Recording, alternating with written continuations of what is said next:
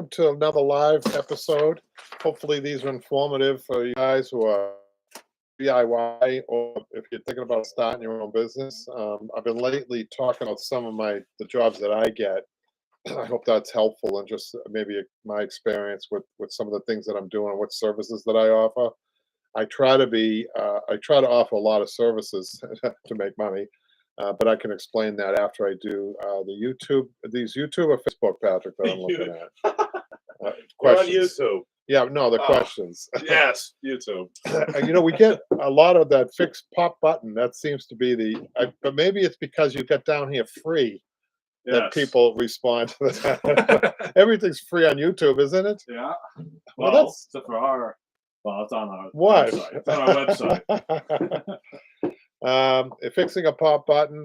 I need the Slipknot video. Yeah. Don't we have a Slipknot Yes, video? I hope you refer them to that. Yeah, we have a Slipknot video, you guys. I think we show it 2 or 3 times, different videos, Patrick, I think. Yeah. You just have to search. Is it hard to search these things? Can you just put in Hey, just have an upholsterer, Broadway, or whatever you want. Slipknot and would it come up? Yeah, might find some heavy metal music too.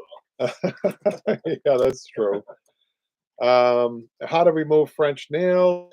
I do leather, plastic, and vinyl restoration. I've been hurting my wrist a lot lately. This method I feel like is so much smoother. I feel like you could go down the row, loosening them with the hammer, then pulling them out all at the same time. And I think we show you that special tool on that. There's always a nice tool that we use for something like that. Who's in that, Patrick? Just keep looking in here for your back. Who's on that thumbnail? Is that Michaela? Is that Michaela? Yeah, it is. That's funny.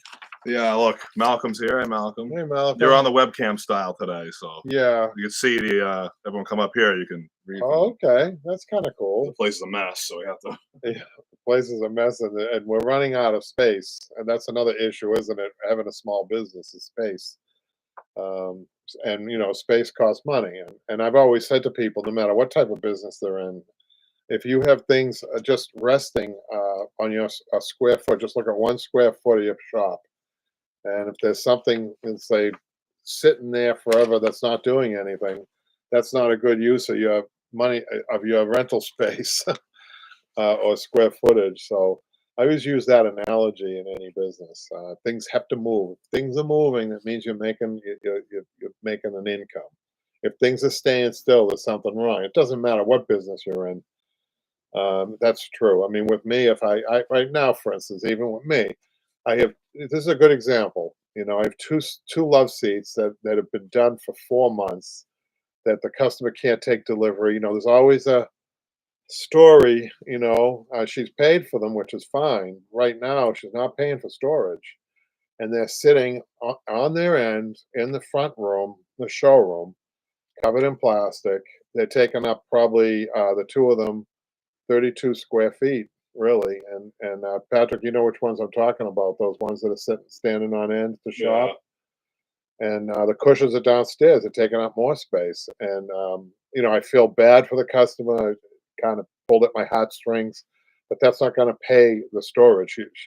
People realize now, Patrick, if she had for 4 months a unit, what's the smallest storage unit they have? I don't know. It's pretty small. It wouldn't fit a sofa. That's for sure. Well, the smallest one would. Let's say they need 100 square foot to put these 2 sofas in at least. Okay, what do they get for 100 square foot unit? Well, what we have now is 12 by 8. That's $100 a month. At least $100 a month. So she's been here 4 months with these. That's $400 that I'm not going to be able to recoup. Now I know some guys that are a little tougher than I am, and they call them incidentals. I always found, you guys, that incidentals sometimes can catch up to you in a way. You start getting a reputation for being a price gouger, and I don't want to do that. I rely on word of mouth, so I don't want people to say, "Well, he's a good guy, but he charged me $400 for storage." People out there might say, "Well, that's not good business." I don't know. Now, Malcolm says he's saying hello. He says, "I don't have storage. Customers have to rent a local locker if they can't store furniture themselves.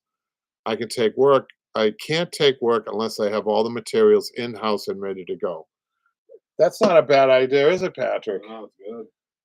Yeah, it's not a bad idea at all. And Because Randy operates the same way as Malcolm. Rob, is that Rob? Is that Randy? Yeah. Yeah. Hi, Randy. Yeah, that's smart. I mean, you guys are smarter than I am.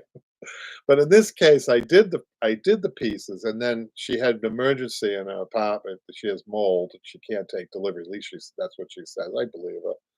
But so in this situation, I guess you would probably say the same thing to her. Oh, I know a good place where you can store these. You know, the storage units. So where we are, Patrick, there is a storage facility over there on Somerville, on right Really? on No, it's Alewife. not Yeah, close, huh? it's close. Maybe we could find somebody that has a garage in the neighborhood that would take a couple of Oh, we've been bucks. through that before, remember? Yeah, that this the problem with that is it's not clean and safe. You got to be careful with people's furniture too. Malcolm says small lock is here, 125, close to my location. Can you remind me, Patrick, where Malcolm is, or maybe Malcolm could? Wisconsin, no, You Arizona. Arizona. Randy's in Wisconsin. Yeah. In Massachusetts, I think they're more. I think they're 150, Patrick. I think you're a little bit off on that. Oh, we tell Malcolm about the one we have in South Dakota. That's 175. But it's a 14. It's like a 20-footer or something crazy. And you have a Jeep in there, right? Yeah, I got a bunch of stuff. Yeah. But it's all business related. I can see Randy and Malcolm are a little bit more on the ball than I am with this stuff. Malcolm says garage size is much more. Garage Malcolm, size. in South Dakota, it's very cheap. Yeah. Surprised Arizona's. But the challenge of small business, I get so much being thrown at me at once sometimes. It's crazy, with I'll give you some examples when I go over the samples here. But let me just finish up some of this stuff here that I have. There's one more. So Scott that's all about. I think I was showing Michaela on that video how to remove French nails. Michaela, do you remember that? If I was showing you and you were doing it, you were flipping the nails out. Do you remember? I think she was spitting tacks. She I doesn't. think so. I think I was showing her the easy use of the tools. When I teach classes, I would say 95% of the people who take my class are women. So I'm not saying women aren't strong. God forbid I say that. But for anybody, when you're beginning, it's nice to have the proper tools. And I think a good tool doesn't tire you out, and a good application of those tools shouldn't tire anybody out. You should be able to do the same thing all day long, which in this shop I started working in, that's what you would do. You would be taking these things out. It was a big shop. There was a lot of work, and you would be stripping furniture all day. If you didn't have the proper tools or the techniques down, you were going to get tired fast. And then in the long run, you're going to get, what do they call that with the wrist when you get injured, Patrick and Michaela? Do you know that term that they use? Carpal tunnel. Carpal tunnel, easily in upholstery if you're not careful. And then Malcolm is. Rob is saying same cost here for 5x6 in Wisconsin, right? Also, this other YouTube video, the Upholstery Show Live last week. What webbing should I use for chair back and limited stapling area? I tell people to use the red all the time. Why go to the black? The webbing, I've seen that black webbing after a very short time just loosen up. So the red webbing is terrific, and especially make sure you use it with burlap. There's no point in using it by itself. You always need to follow up with burlap in anything that you do. But the red burlap is used for coil springs. You might as well use it on the back. Why even bother? I know that the black webbing's a little cheaper, but I don't think it's worth it. So I'm always thinking about the long term when I'm upholstering. That's how I was raised in the upholstery business. That's why I have a real problem with the new manufacturers and what they do. I think it's very deceiving. I try to deceiving what they do, and I'll explain that. I try to operate an as honest as I can be business, and because I want at the end of the night put my head down and sleep. And for instance, in the upholstery game, this is this is what the game is. Some of us do. I know you guys don't.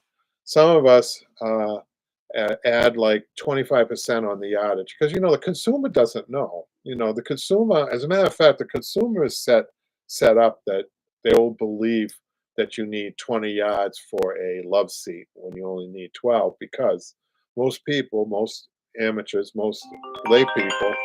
Sorry about this. Like Jimmy now. Only um, think about a square yard.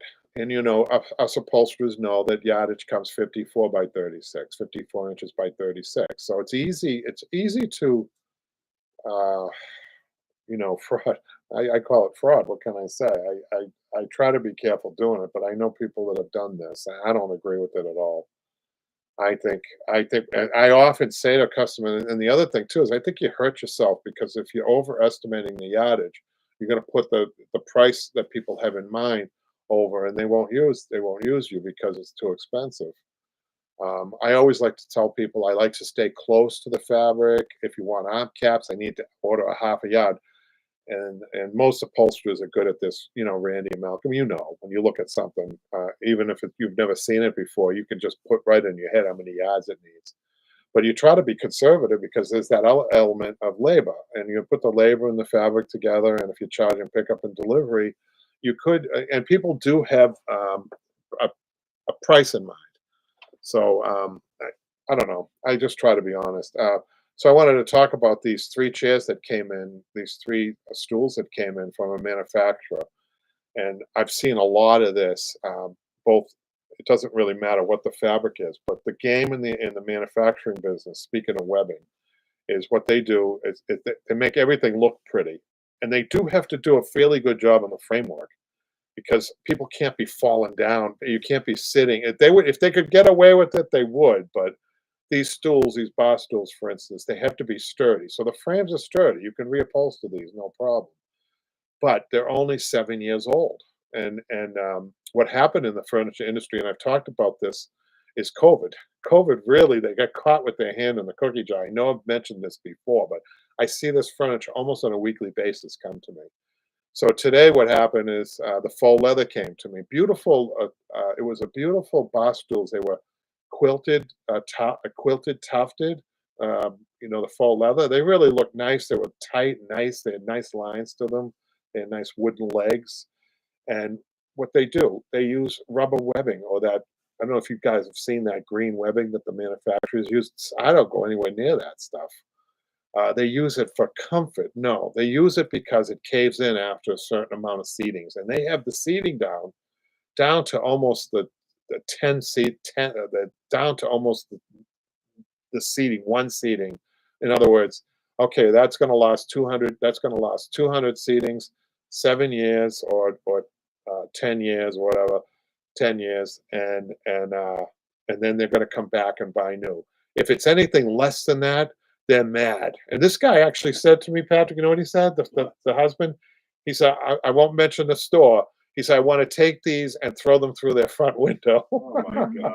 He was mad. He paid like $500 for these things. Crazy. But COVID happened. They got caught. I was so happy. They got caught because everybody was sitting on this furniture. So the years returned. The years when things started to happen Great for us. went down. Right, it went down to like some people were 3-4 years into it, and the stuff was caving in. Once it caves in, forget it. So they brought him to me, and the faux leather started to tear on this because it was caving in, but they can live with that. So I'm going to be just re-webbing the bottom with the red seat webbing. I charge them 125 each. I put a piece of foam in there. It's gonna cost probably it's gonna take me about 15 minutes or 20 minutes each, and maybe about I don't know, maybe about $20 in materials. So $20 in 15 minutes, 125. That's not bad. It's not a bad profit, and I don't feel as though I'm gouging people with that. I think it's a fair. I think you can make money on repairs. I do think that, but remember, never forget about your skill set and how long it's taken you, to develop this skill, and that's what people are paying you for. I mean, even it sounds simple enough, but webbing it is, you need to weave heavy woven webbing. You need to recess your folds a little bit off the edge to make it look good because they're high off the ground.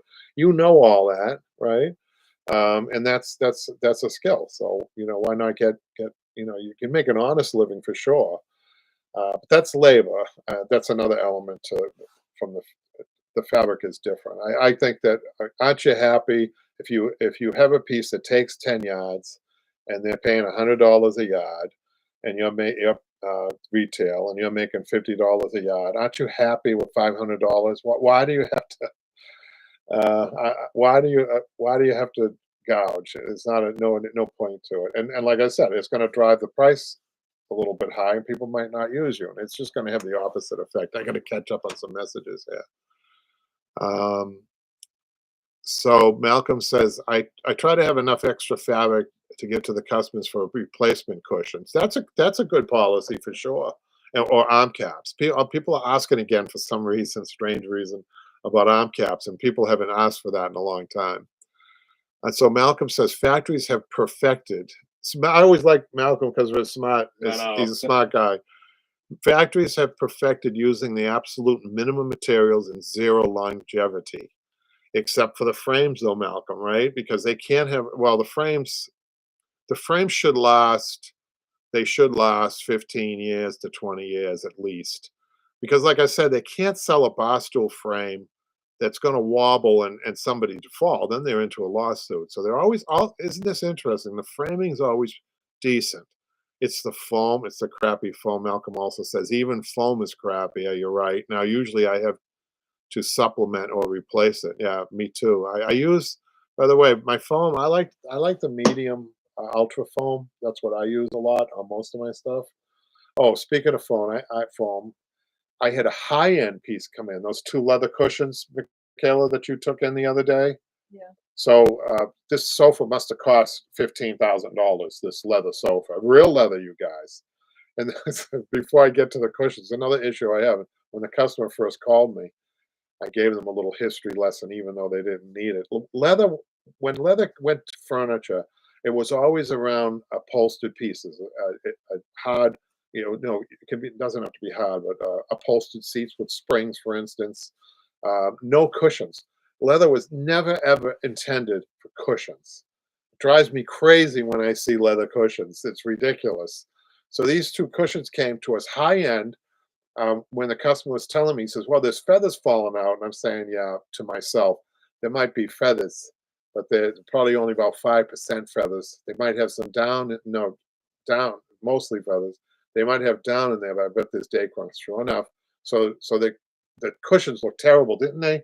They look like they were. It was brown leather, $15,000 sofa, and the cushions look like sack of potatoes, didn't they?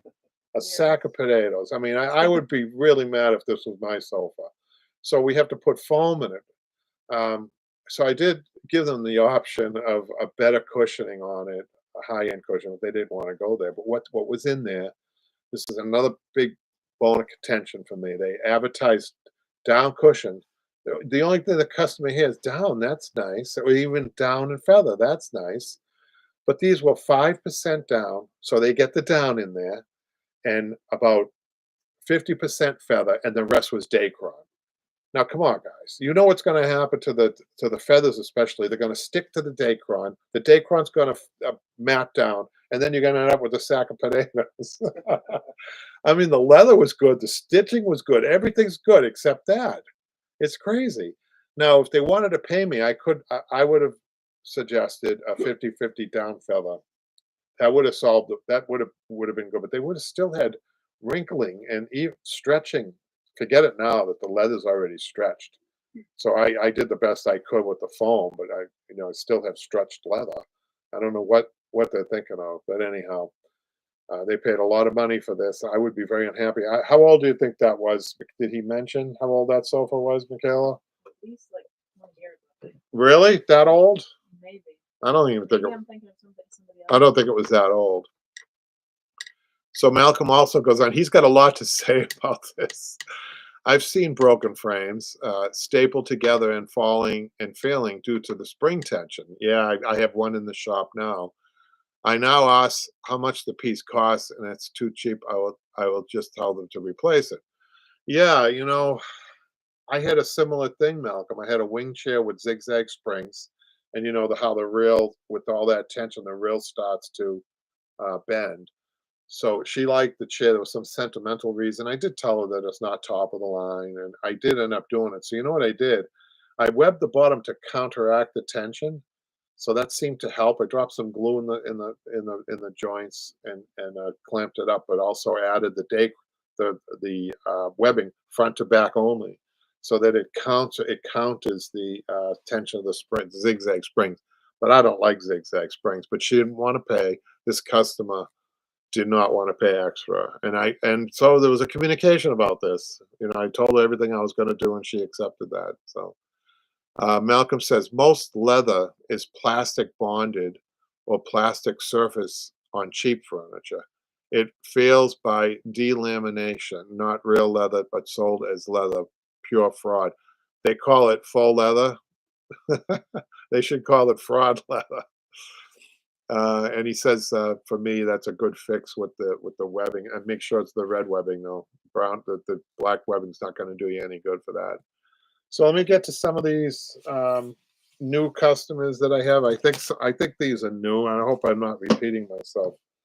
So I have this elderly couple that came in.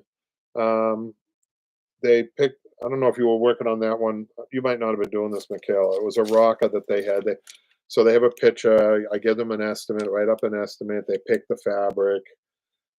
They're the next town over. They're about 15 minutes away from me, and I'm bringing this up for a reason. It's a smaller job for me, but I get stuck in traffic going over there this morning, and I'm thinking I'm in a truck, I'm stuck in traffic, and 15 minutes goes to 25 minutes just one way, the next town over, and then coming back, there was traffic, so that was another 15 or 20 minutes. So I'm thinking to myself, I have to charge a pickup and deliveries. I didn't mention that to them. But I mean, that's time out, for me. So I think I might, I just got through telling you that I don't like doing this, but I think in this case, I think the customer will understand, because they couldn't do it themselves. And the driveway, not to mention the driveway was icy. So I think I might just charge them a nominal fee and just say that. I probably will say, would you mind? And if they put up a stink, I'll say, I don't worry about it. That's what I'll probably do in this case. 75 each way, just to cover the cost. I think you have to be aware of these costs. But it's one of those rock it's a mid-century rock. It's kind of a nice piece. So that's one woe. Then I did this other job, these 5 dining chairs for a high-end antique studio that they hired me to take them completely apart, which it had been upholstered. It's not the original upholstery, but it was the original horsehair. So I took the fabric was all fraying. I had to be really careful with this is where really being good with the handwork, removing it was stapled too, even though taking all those staples out. By the time I was done, I regretted taking the job. Didn't get enough money. I'll just tell you, I get $1,600 for 5 of these just for the labor, and I don't get a fabric sale off of it. So I think in this case, I don't think I did well. I probably could have charged them more because they can afford it. I got kind of caught. Sometimes you get caught. But by the way, they had a double welt on it, so I had to be careful taking the double welt out around the base. Careful taking the fabric off. Careful taking the horsehair off, and then repicking the horsehair, and then rewebbing it and burlapping and putting the horsehair back, hand stitching the horsehair down. And it was just a nightmare. So sometimes you win, sometimes you lose. I think on this one I lost. You guys must get caught like that too, I'm sure. Malcolm says that's a good fix. Okay, we're caught up there. Hope you guys don't mind me talking like this. We're talking for 23 minutes. Oh my God. You were worried you wouldn't have much. And then I got another customer, that I like talking to people. I think that's part of being a good salesman, but I do it naturally, as you can tell. So I get friendly with people, even before I start doing the work. And I think likability is an important thing. I know a lot of miserable upholsterers. I don't any names. I don't want to name names, but I try to engage. The flip side to that, and some people in my life are telling me, you can't be that friendly, but I can't help it. But this was the case. I had a customer, sometimes their woes, I won't tell you what their woes are, they kind of pull at my heartstrings. So I gave them, I hardly ever do this too. I gave them let's see. I gave them a really big discount. I gave them. You're gonna kill me, Patrick. Oh my god.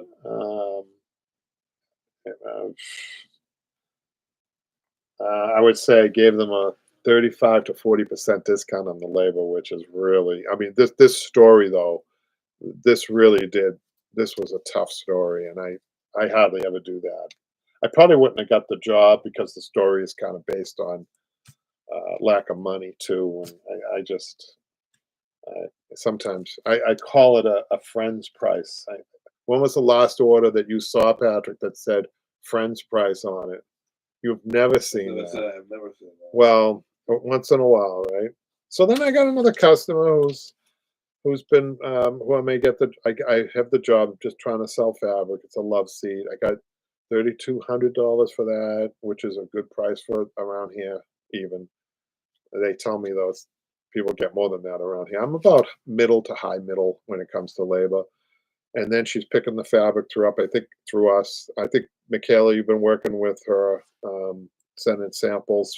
This has been going on for a long time since June, but she's been sick, so I've been really, you know, carrying the sofa too. We've had the sofa. It's been at home too, right, Patrick? The one that was at Oh, home. that's the one? Yeah.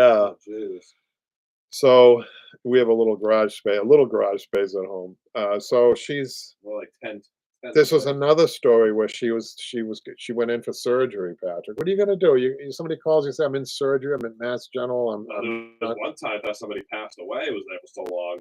Well, John Belushi's Yeah, I don't sofa. know. Was there ever an end to that story? John Belushi's sofa. I still have it. I can't find the owner That after must be him. a situation, like hate to say it. I Must be looked too. I've done research on. I found her name at least, but can't find her anywhere. No phone number. No nothing. well, I hate to say it, but it didn't look good. I don't know.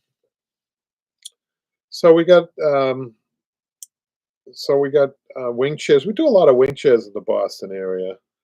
And so it got a little slow there. So I did something too that I don't often do. Before Christmas, I offered a 10% off labor and 20% off fabric before Christmas. And that did generate some work, Patrick. That's good. So it's gonna bring us through the new year at least. But you have to be on top of these things. And F. Dort says, "Good evening from Nova Scotia." Good evening. I love Nova Scotia. My family came down from Nova Scotia to illegally, by the way. Patrick doesn't know this.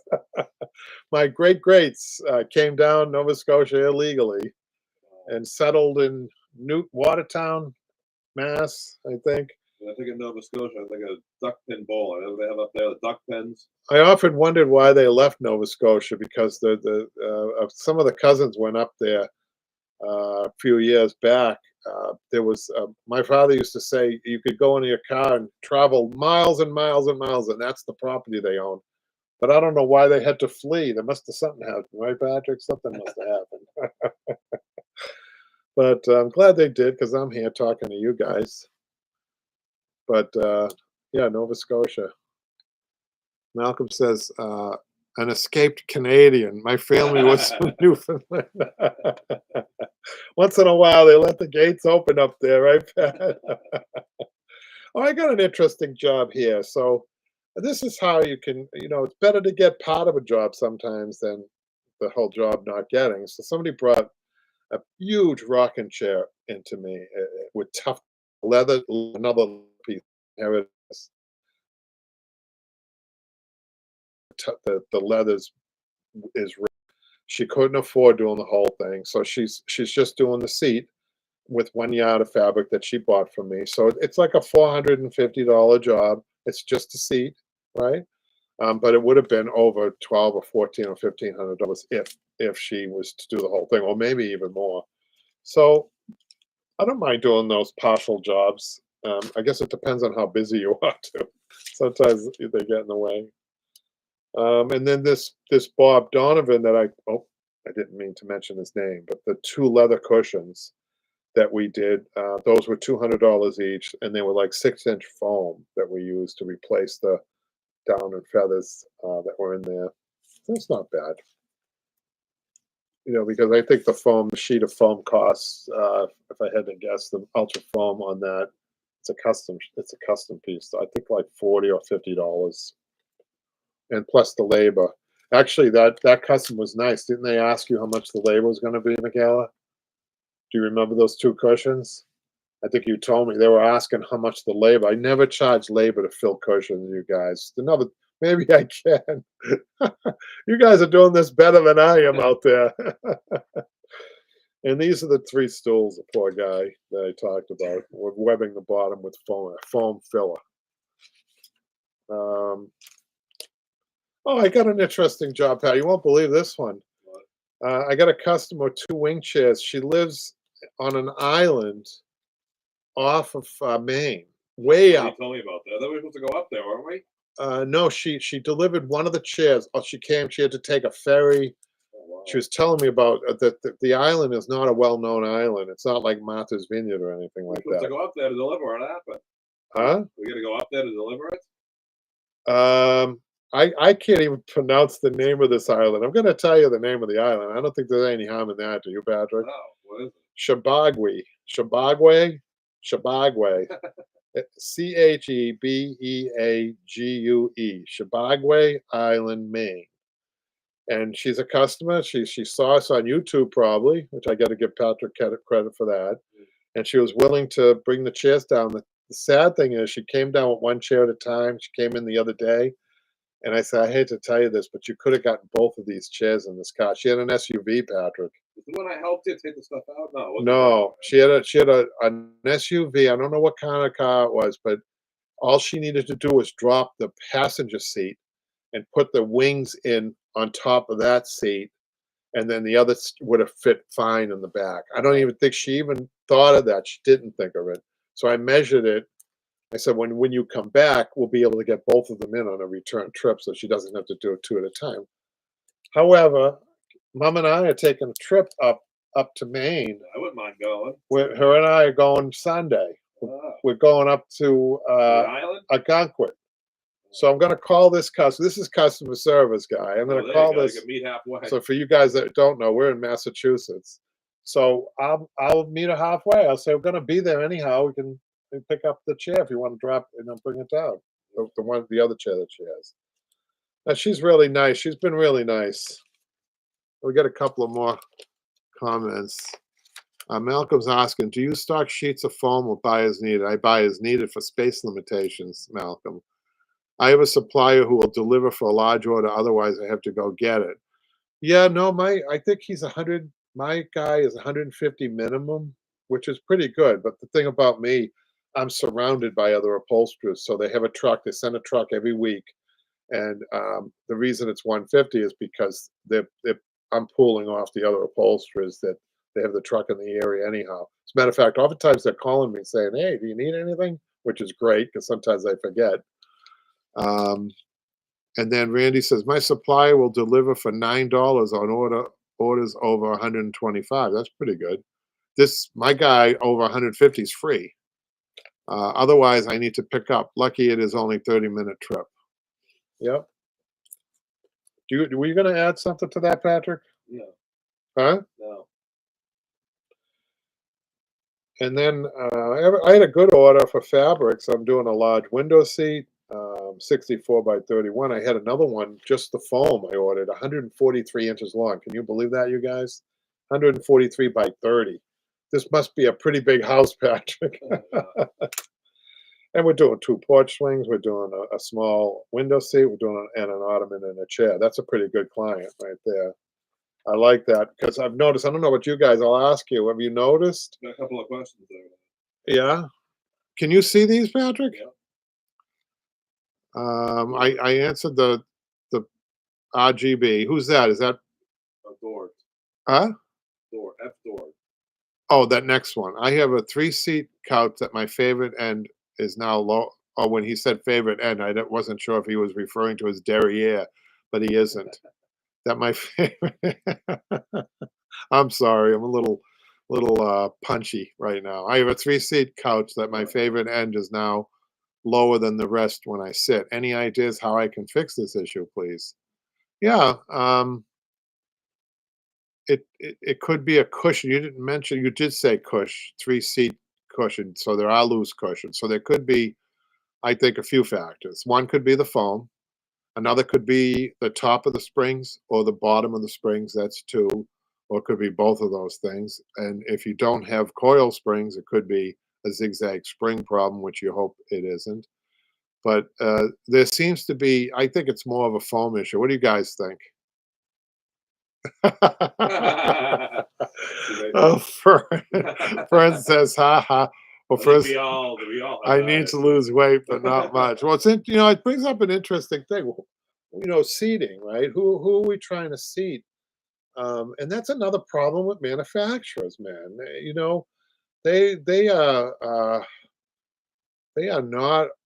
not making furniture for people of our American bodies. Let's just put it that way.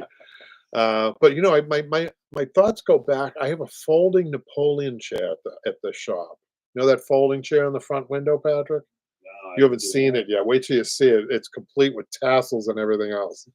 It's 200 years old. It has the original material on it, and it does seat. You can sit on this thing after all this time. And then I got these 3 stools after 7 years where that just caved in. And this couple are not overweight. This couple is not overweight at all. But it does bring up an interesting issue. The furniture that we make, we're going to be getting into a custom furniture, you guys, by the way. Oh, yeah, talk about that. Going to start doing that again. I think we should have a special YouTube video for that, Patrick. Yeah, we haven't really started. It's When on I'm the ready. site, but we're not.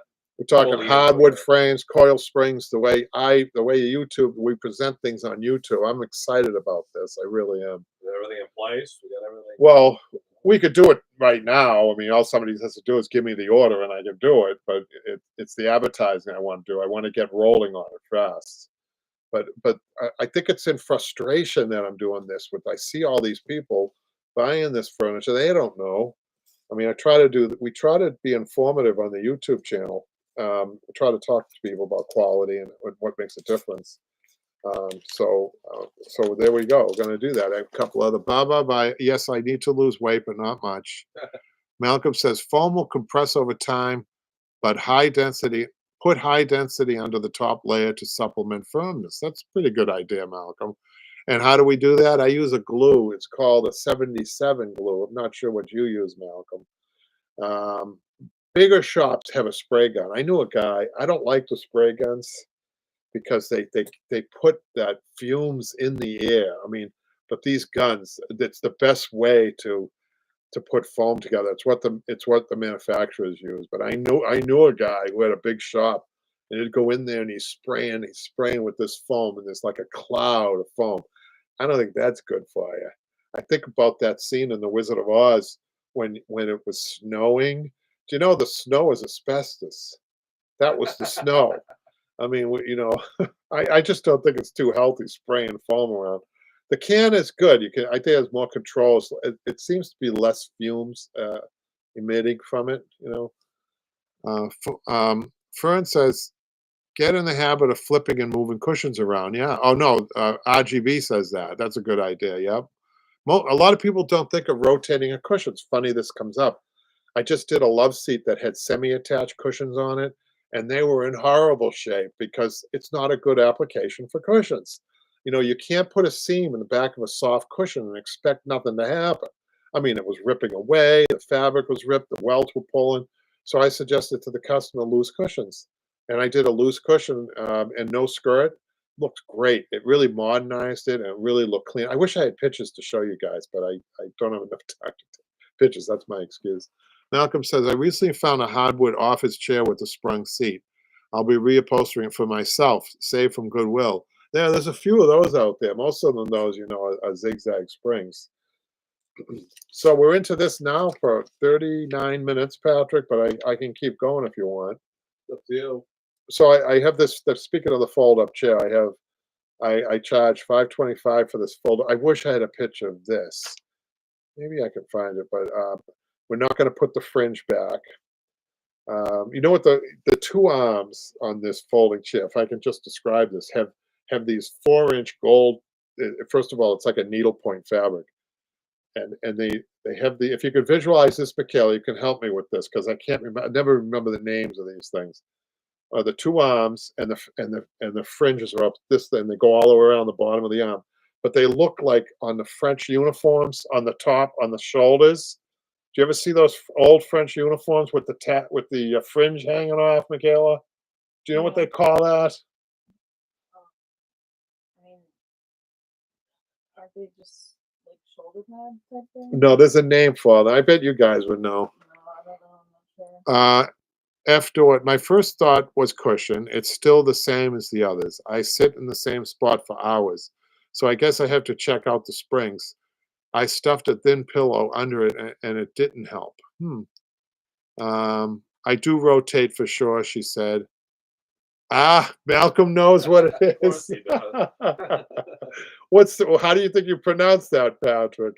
Oh, so we're gonna go chat. Epaulets? He's probably laughing at me. Epaulets? Epaulets that's French, obviously, right?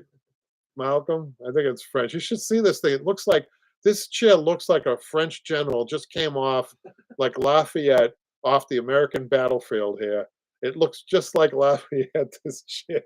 Isn't furniture wonderful? I mean, I really do get a lot of kicks out of what I'm doing. And every day is different. I mean, different situations that come up. And I always like to remind people, if you're thinking about being an upholsterer, you know, the United States at least, I don't know about Canada, for our Nova Scotian friend, but in America, there's a job description for everything in this country.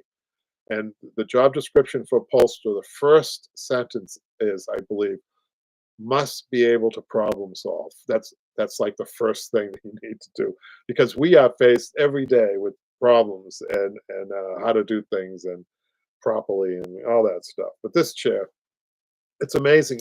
Would you remind me to take a picture of that, Patrick, for the next time, please? Yep. We could post it.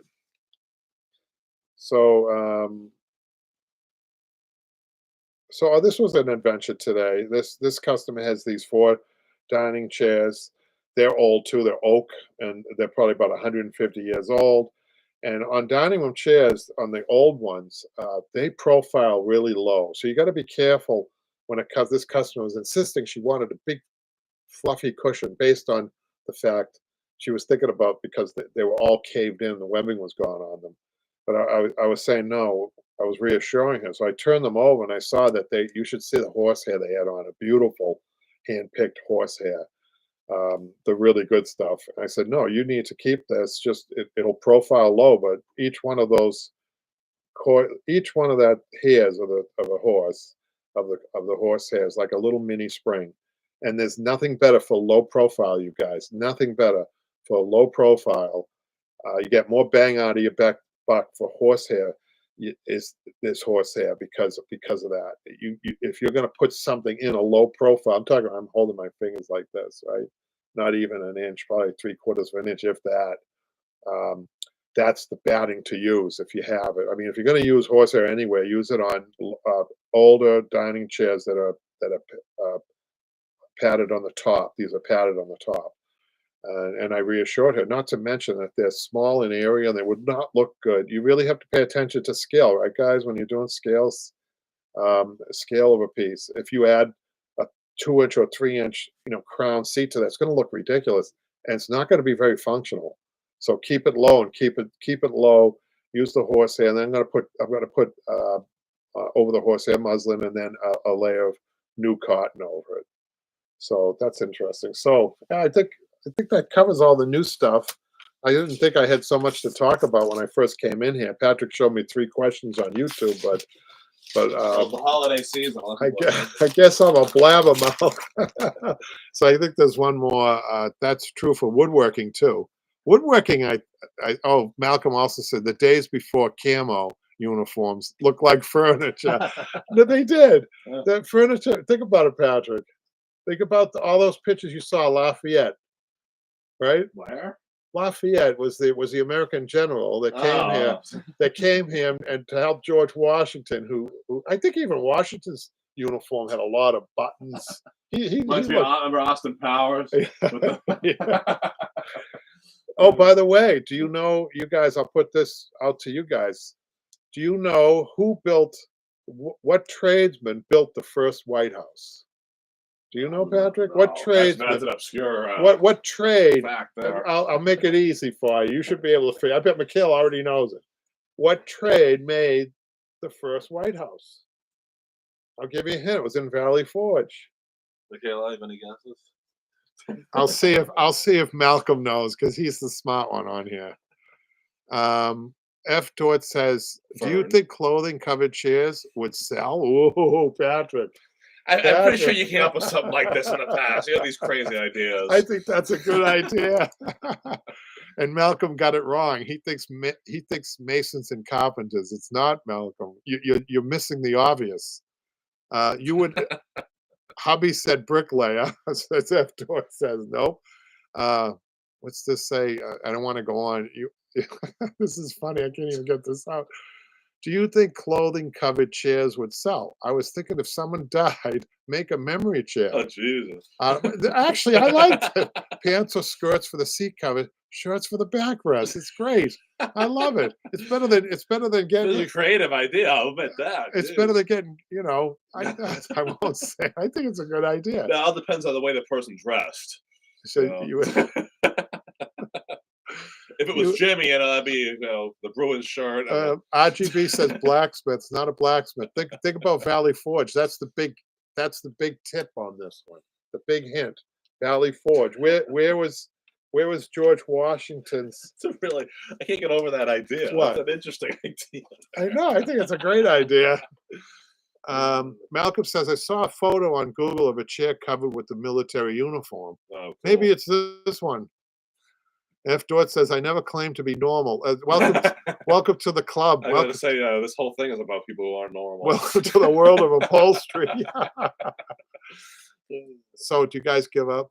I'm going to tell you. So, upholsterers 200 or 300 years ago and longer were tent makers. And we all fall under the needle arts, tent makers, tailors, and the like. But it was an upholsterer who made the tent. I wish I had his name. His name is lost to history, but George Washington's the White House was a tent at one time during the battles. And so who made the tent was an upholsterer. Yeah, it's true. They had to get up and move all the time, right? And they have to... Hubby also said steel, S-T-E-E-L. Mildred Davis, she's on here, Patrick. She says, try covering the chair in ties of a loved one. It is beautiful. That's good. I shouldn't have laughed. This is gonna be A military uniform would be awesome. I got to take a picture of this thing to show people. Malcolm this says, is what's the only bad thing about not doing these down in Arlington. I know. You can start doing them down there again. Malcolm says, I've made boat covers, a special tent. I think I love the fact that we imagine that an upholsterer somewhere down there, in Virginia, right? Yeah. Somewhere in Virginia, there was an upholsterer, and this is the way I see it happening. He's at his treadle machine. Yeah, I'm going to reenact this. He's at his treadle machine. He's got his needles, his curved needles, diamond pointed needles. He's putting things together. The door opens. He can't look up because he's busy. And the customer says, "Can you build me a tent?" And he looks up, and there's standing George Washington. Right? Did he wonder if he knew who it was? Did he? I would love to know who this upholsterer was. I bet if we. No, I mean, when he looked up, did he know that was George Washington, or was he? But then he said, "My recreationist says you're going to have to wait. This guy, I'm doing this guy."